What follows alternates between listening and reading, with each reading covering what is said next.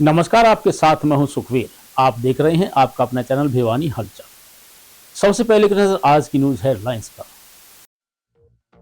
बाबा साहेब की प्रतिमा खंडित करने के विरोध में उतरी बसपा सड़कों पर। भाजपा चलती है अंग्रेजों की फूट डालो नीति पर, कहा प्रदीप नरवाल ने। आरओबी निर्माण कार्य के कछुआ चाल के विरोध में क्षेत्रवासियों ने जताया रोष। निर्माण सामग्री में कोताही बरती तो नपेंगे ठेकेदार, कहा भवानी प्रताप ने। हमारा परिवार ने जरूरतमंद छात्रों को किए गर्म वस्त्र वितरित। अब खबरें विस्तार से। देश के विभिन्न स्थानों पर बाबा साहेब भीमराव अंबेडकर की प्रतिमा खंडित किए जाने के विरोध में बहुजन समाज पार्टी के कार्यकर्ताओं ने सड़कों पर प्रदर्शन कर उपायुक्त के माध्यम से राष्ट्रपति को ज्ञापन भेजा। बहुजन समाज पार्टी के प्रदेश प्रभारी कृष्ण जमालपुर व जिला अध्यक्ष प्रदीप रंगा ने कहा कि बाबा साहेब डॉक्टर भीमराव अंबेडकर की प्रतिमाएं एक मूर्ति नहीं बल्कि वे उनके विचारों, संघर्षों और योगदान का प्रतीक है। बसपा नेताओं ने बाबा साहेब की मूर्ति खंडित करने वाले के खिलाफ सख्त कार्रवाई किए जाने की मांग की। पिछले कुछ दिनों में देश भर में विभिन्न स्थानों पर बाबा साहेब की प्रतिमा खंडित करने के विरोध में बहुजन समाज पार्टी पदाधिकारियों ने विरोध प्रदर्शन किया। इसी कड़ी में बसपा प्रदेश प्रभारी कृष्ण जमालपुर के नेतृत्व में जिला अध्यक्ष प्रदीप रंगा की अध्यक्षता में बसपा अधिकारियों व कार्यकर्ताओं ने शहर में प्रदर्शन कर उपायुक्त के माध्यम से राष्ट्रपति के नाम ज्ञापन सौंपा। बसपा प्रदेश प्रभारी कृष्ण जमालपुर ने कहा कि बाबा साहेब डॉक्टर भीमराव अंबेडकर ने किसी एक जाति विशेष के नहीं बल्कि सर्व समाज व राष्ट्रहित की सोच रखते हुए कार्य किए थे। बाबा साहेब ने समाज में व्याप्त जाति प्रथा और भेदभाव के खिलाफ जीवन भर संघर्ष किया। बसपा जिला अध्यक्ष प्रदीप रंगा ने कहा कि बाबा साहेब की प्रतिमाएं उनके संघर्षों को याद दिलाने के साथ साथ समाज को आगे बढ़ाने व संगठित होने के लिए भी प्रेरित करती हैं। उन्होंने कहा कि बाबा साहेब समाज व देश के गौरव हैं तथा उनकी प्रतिमाओं को खंडित करना पूरे देश के लिए गंभीर मुद्दा है। आदरणीय बहन कुमारी मायावती जी, राष्ट्रीय अध्यक्ष बहुजन समाज पार्टी एवं पूर्व मुख्यमंत्री उत्तर प्रदेश, पूर्व लोकसभा एवं राज्यसभा की सांसद, अभी 11 तारीख को महाराष्ट्र के अंदर परभणी एक शहर, उसमें बाबा साहब की प्रतिमा को खंडित किया गया और संविधान की प्रतिमा कॉपियों के साथ भी संविधान की मूल ढांचे को भी उसके ऊपर अभद्र टिप्पणी की गई। और ये एकला महाराष्ट्र नहीं है, ये पूरे देश में आए दिन होता रहता है। लेकिन महाराष्ट्र जो है वो आरएसएस का गढ़ है और वो अम्बेडकरवादियों का भी गढ़ है। बाबा साहब डॉक्टर अम्बेडकर जिनका जीवन वहीं बीता और इस देश में संविधान निर्माता बाबा साहब डॉक्टर अम्बेडकर के नाम पर कांग्रेस बीजेपी वैसे तो ड्रामे करती रहती है कि हम बाबा साहब का संविधान दिवस मनाएंगे, हम संविधान पे चर्चा करेंगे, पूरा साल चर्चा चलेगी, तमाम बकवासें। लेकिन उस महापुरुष की आज तक भी इन लोगों ने सिवाय उसको अपमानित करने के बजाय कोई सम्मान नहीं दिया। इसलिए बहुजन समाज पार्टी जो बाबा साहब डॉक्टर अम्बेडकर की आइडियोलॉजी पर चलती है, महापुरुषों की विचारधारा, फूले साहू पेरियार की विचारधारा पर चलती है, तो बाबा साहब डॉक्टर अम्बेडकर की प्रतिमा को अपमानित करने का जो षड्यंत्र बीजेपी और आरएसएस के इशारे पे किया गया है, बहुजन समाज पार्टी उसकी कठोर शब्दों में निंदा करती है। कांग्रेस पार्टी के राष्ट्रीय सचिव प्रदीप नरवाल ने कहा है कि भाजपा ईवीएम मशीनों में गड़बड़ी करके चुनाव जीतती है। अपने निवास पर कार्यकर्ताओं से बातचीत कर रहे थे। पश्चात पत्रकारों से बातचीत करते हुए उन्होंने कहा कि बवानीखेड़ा हलके से विधानसभा चुनाव हारने के बावजूद सकारात्मक ऊर्जा के साथ वे भविष्य में काम करेंगे। ऑल इंडिया कांग्रेस कमेटी के राष्ट्रीय सचिव प्रदीप नरवाल ने कहा कि भाजपा सरकार अनुसूचित जातियों में फूट डालकर जात धर्म के नाम पर वोट लेती है, जिसमें अनुसूचित वर्ग में एससी और डीएससी वर्ग बनाए तथा एससी वर्ग से चमार जाति को एक वर्ग में रखा और बाकी सभी 35 से 40 जातियों को नया वर्ग डीएससी दिया। और लोगों में प्रचार किया कि एससी वर्ग का सारा आरक्षण चमार जाति ले रही है, जिस वजह से भोली भाली जनता बहकावे में आ गई और भाजपा सरकार के चंगुल में फंसकर उन्हें जिता दिया। वहीं उन्होंने भाजपा सरकार पर आरोप लगाते हुए कहा कि सरकार ईवीएम के दम पर जीती है। कई विधानसभा चुनाव में 50 से 1 लाख वोटों की धोखाधड़ी हुई, जिसमें भाजपा के उम्मीदवार को जीत मिली। भाजपा सरकार अंग्रेजों का ही दूसरा रूप है। अंग्रेजों ने फूट डालने की नीति जो शुरू की थी, वह आज भाजपा सरकार कर रही है। सबसे पहले पत्रकार बंधु का धन्यवाद कि आप लोग यहाँ पहुँचे और नई सरकार हरियाणा बन चुकी है। सरकार बने 2 महीने का समय हो गया है और मेरा पूर्ण विश्वास है कि बहुत जल्द सरकार अपने हनीमून पीरियड से बाहर निकलेगी और जनता के लिए जो असल मुद्दे हैं उन पे काम करेगी। जब मैं चुनाव में आया था चुनाव लड़ने, तब भी मैंने एक बात कही थी कि प्रदीप नरवाल चुनाव हारे या जीते, वो भिवाड़ी के मुद्दों के साथ में, भिवाड़ी खेड़ा की जनता के साथ में, भिवाड़ी की जनता के साथ में खड़ा रहेगा। और एक बेटे की तरह मुझे भिवाड़ी खेड़ा ने बहुत प्यार दिया, भिवाड़ी ने बहुत प्यार दिया। 58,300 मेरे वोट आए, जो पिछली बार से 17,000 वोट ज़्यादा थे। आज तक का इस सीट पे जब से 2007 के परिसीमन के बाद भिवाड़ी खेड़ा में मुझे अभी तक का हाईएस्ट वोट परसेंट मिला है, अभी तक का, जो किसी कांग्रेस पार्टी उम्मीदवार को मिला, यहाँ तक किसी पार्टी उम्मीदवार को मिला था। तो सबसे पहले मैं जनता का बार बार आभार व्यक्त करता हूँ, पहले भी कर चुका हूँ, फिर से करता हूँ। मैं भाजपा के सभी नेताओं को बधाई देते हुए जीत की, हमारे यहाँ से भिवाड़ी खेड़ा के विधायक को बधाई देते हुए, भिवाड़ी दादरी जिले के सभी विधायकों को बधाई देते हुए जो भाजपा के विधायक जीते हैं, जो सरकार में बैठे हैं। मैं विश्वास करता हूँ कि वो लोग जनता के मुद्दों पर खरे उतरेंगे और जो हरियाणा में हालात थे चुनाव से पहले, हरियाणा में क्राइम रेट बहुत बड़ा चुनाव से पहले, तमाम लोगों की हत्याएं की गई। बहादुरगढ़ में राठी साहब की हत्या हुई, जो इनेलो पार्टी के वरिष्ठ नेता थे, अध्यक्ष थे हरियाणा के, वो इनेलो के, और कई ऐसे लोगों की हत्याएं हुई, गोलियां बरसाई गई। हमारे खुद के विधायक कुलदीप वत्स के ऊपर हमला हुआ था, उस समय उनको धमकी आई थी। तो मेरा मानना है कि सबसे पहले सरकार हरियाणा में कानून व्यवस्था को सुचारू करे।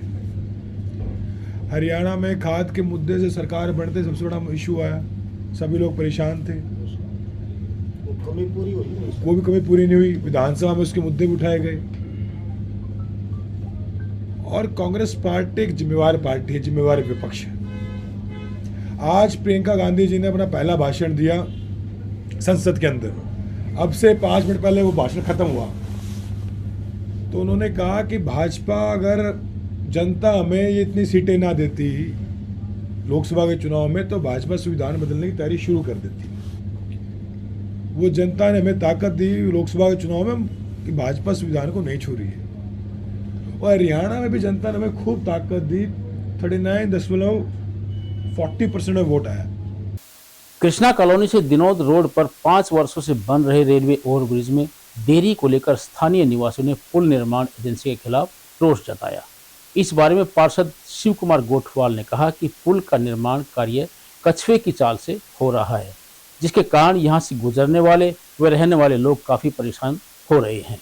उन्होंने जिला प्रशासन से पुल के निर्माण कार्य में तेजी लाने की मांग की। दिनोद रोड फाटक पर पिछले 5 वर्षों से निर्माणाधीन रेलवे ओवरब्रिज की कछुआ चाल के विरोध में पार्षद शिव कुमार गोठवाल ने कहा कि एजेंसी द्वारा दिया गया समय अब पूरा हो चुका है, लेकिन अभी तक निर्माण का केवल 25% कार्य ही पूरा हुआ है।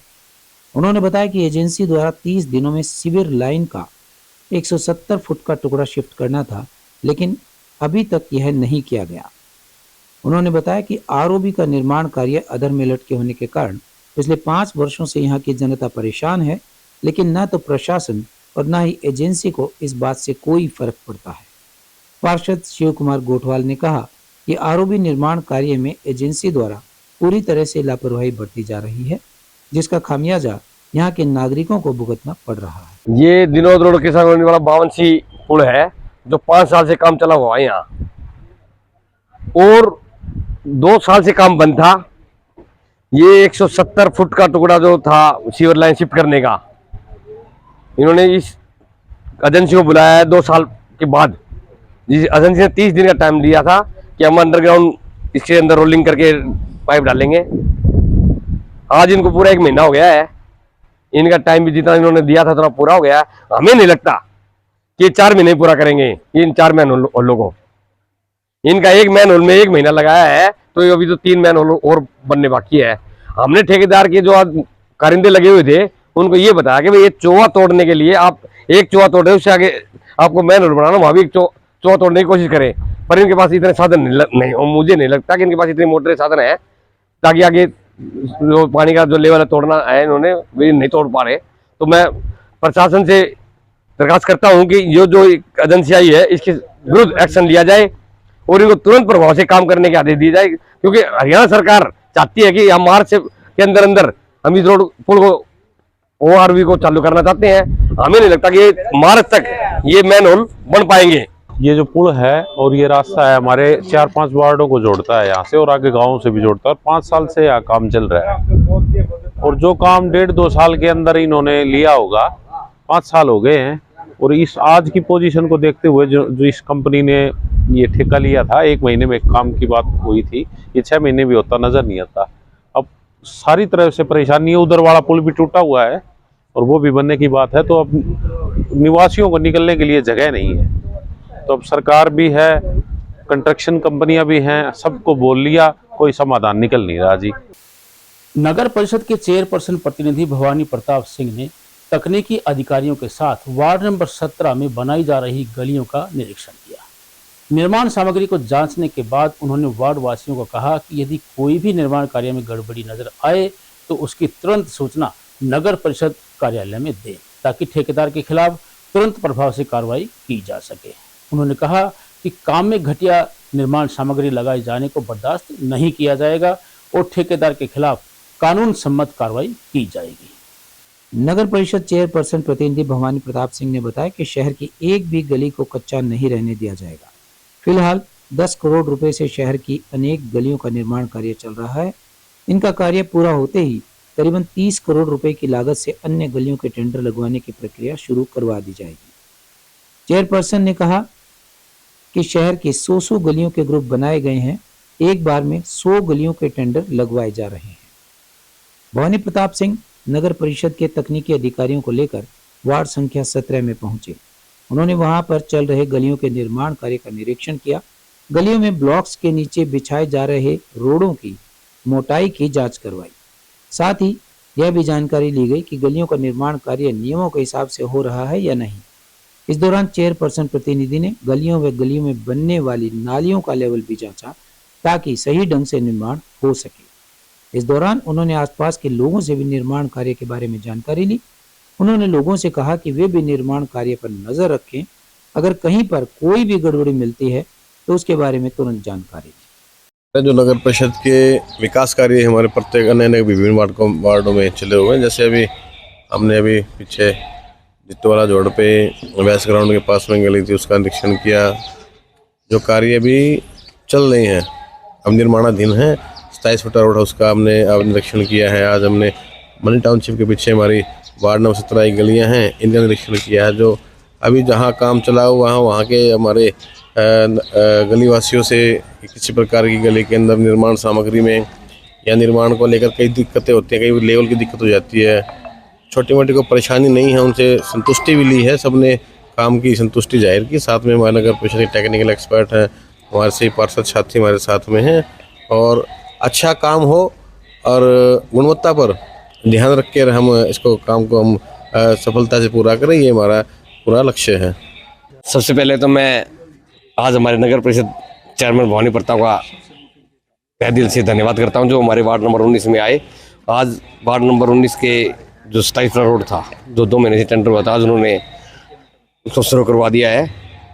तो इसलिए मैं सभी का तहे दिल से धन्यवाद करता हूँ और प्रधान जी का भी धन्यवाद करता हूँ। चेयरमैन साहब आए हैं, वार्ड नंबर 17 में गलियों का निरीक्षण किया है। 4 से 5 गलियों का इन्होंने निरीक्षण किया है और सभी गलीवासियों से सभी से पूछा है कि निर्माण सामग्री में कहीं घटिया सामग्री या किसी प्रकार की ब्लॉक में या लेवल में कोई प्रॉब्लम है, तो इन्होंने लोगों से खुद जाना है चेयरमैन साहब ने। तो सभी ने कहा कि ठीक, अच्छा कार्य हो रहा है, और इन्होंने कहा कि कहीं भी कोई त्रुटि हो तो मुझे कॉल करके बता। हमारा परिवार संस्था के द्वारा गंगाराम राजकीय प्राइमरी स्कूल के जरूरतमंद बच्चों के लिए गर्म कपड़े वितरण किए गए। स्कूल का निरीक्षण करने पहुंची जिला मौलिक शिक्षा अधिकारी संतोष नागर ने कहा कि संस्था के द्वारा 102 जरूरतमंद बच्चों को गर्म कपड़ों का वितरण किया गया है। उन्होंने बच्चों से पढ़ाई के बारे में फीडबैक लिया। इस अवसर पर हमारा परिवार के संच प्रमुख गौरव ने बताया कि संस्था के द्वारा देश विदेश में जरूरतमंद लोगों की सहायता इस तरह के कार्यक्रम किए जाते रहते हैं। गंगाराम जैन प्राइमरी स्कूल में हमारा परिवार संस्था द्वारा स्कूल यूनिफॉर्म जैकेट वितरण के अवसर पर जिला मौलिक शिक्षा अधिकारी श्रीमती संतोष नागर ने बताया कि हमारा परिवार संस्था द्वारा गरीब व जरूरतमंद बच्चों को 102 गर्म जैकेट बांटे गए हैं। यह संस्था का एक सराहनीय कदम है जो गरीब व जरूरतमंद छात्रों के लिए सोच रहे हैं। संस्था द्वारा इस तरह के कार्यक्रम सराहनीय होते हैं और अन्य सामाजिक संस्थाओं द्वारा भी इस तरह के पुनीत कार्य करने चाहिए। इस अवसर पर उन्होंने स्कूल का निरीक्षण भी किया, स्कूल की कार्यविधि को देखा और बच्चों से फीडबैक लिया। वहीं हमारा परिवार संस्था के संच प्रमुख गौरव पोपली ने बताया कि हमारा परिवार संस्था देश विदेश में कार्य करती है। वह हर साल सर्दियों में गरीब व जरूरतमंद बच्चों को चिन्हित करके उन्हें गर्म वस्त्र वितरित करती है। उन्होंने कहा कि संस्था द्वारा समय समय पर रक्तदान कैंप और अन्य सामाजिक कार्य भी किए जाते हैं। आज मुझे सुबह ही दूरभाष से सूचना प्राप्त हुई कि एक हमारा परिवार संगठन है भिवानी इकाई का कि भाई मैम हमने जो है ना गर्म वस्त्र जो है स्कूलों में वितरित करना है, जिसके तहत गंगाराम जैन और जीपीएस मॉडल दोनों स्कूलों के बच्चों यहाँ एकत्रित हुए और इस संस्था ने जो है लगभग 102 बच्चों को जो है गर्म वस्त्र आज वितरित किए हैं। और उन्होंने मुझे इस मौके पे बुलाया और मुझे बड़ा गर्व है कि इस पुण्य कार्य में जो है हमारा भी जो है एक यहाँ पे प्रेजेंस हुई हमारी भी, और सभी बच्चों को इन्होंने गर्म वस्त्र बांटे। और स्कूल भी हमने निरीक्षण किया, बहुत अच्छा स्टाफ है, बच्चे भी काफ़ी अच्छे हैं, उत्साहित बच्चे हैं। ऐसा नहीं है कि प्राइमरी स्कूल के बच्चे हैं, तो बिल्कुल बहुत अच्छे बच्चे हैं यहाँ के और स्टाफ बहुत बढ़िया है। राजकीय प्राथमिक पाठशाला मॉडल का प्रभारी और साथ में हमारे साथ गंगाराम जैन स्कूल है, राजकीय प्राथमिक पाठशाला गंगाराम जैन।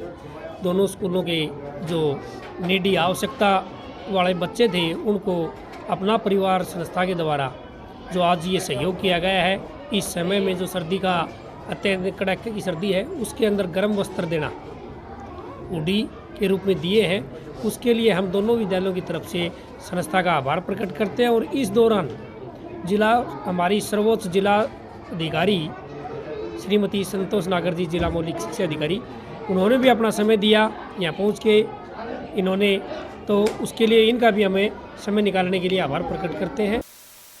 और अब चलते चलते एक देश एक चुनाव बिल को कैबिनेट की मंजूरी मिल गई है। सूत्रों के मुताबिक इसी सत्र में यह बिल पेश हो सकता है। बिल को विस्तृत चर्चा के लिए संयुक्त संसदीय समिति को भेजा जा सकता है।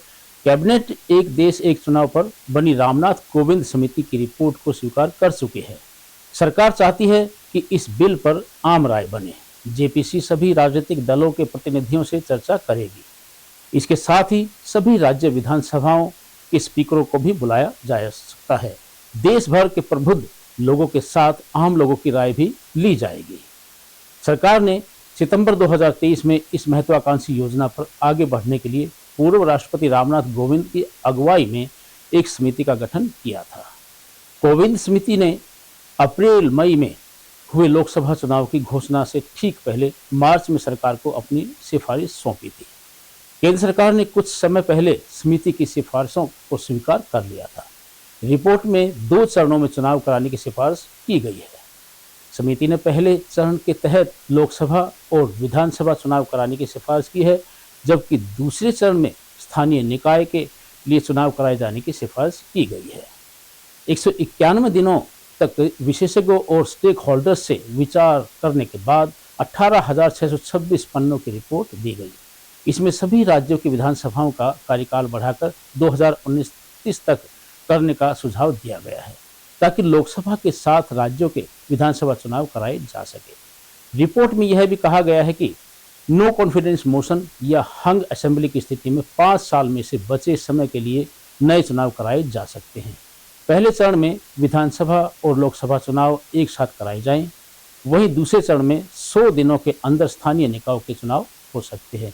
दरअसल देश में 1951 से लेकर 1967 के बीच एक साथ ही चुनाव होते थे और लोग केंद्र सरकार और राज्य सरकार दोनों के लिए एक समय पर ही वोटिंग करते थे।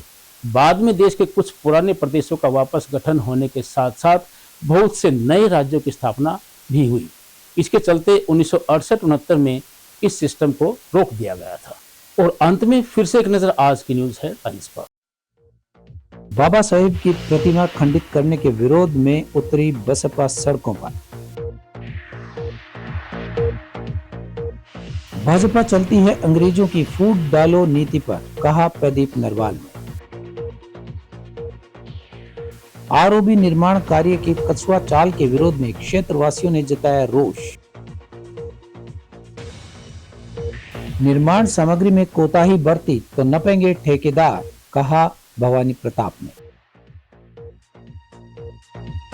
हमारा परिवार ने जरूरतमंद छात्रों को किए गर्म वस्त्र वितरित। अब मुझे दीजिए इजाजत। देखते रहिए आपका अपना चैनल भिवानी हलचल।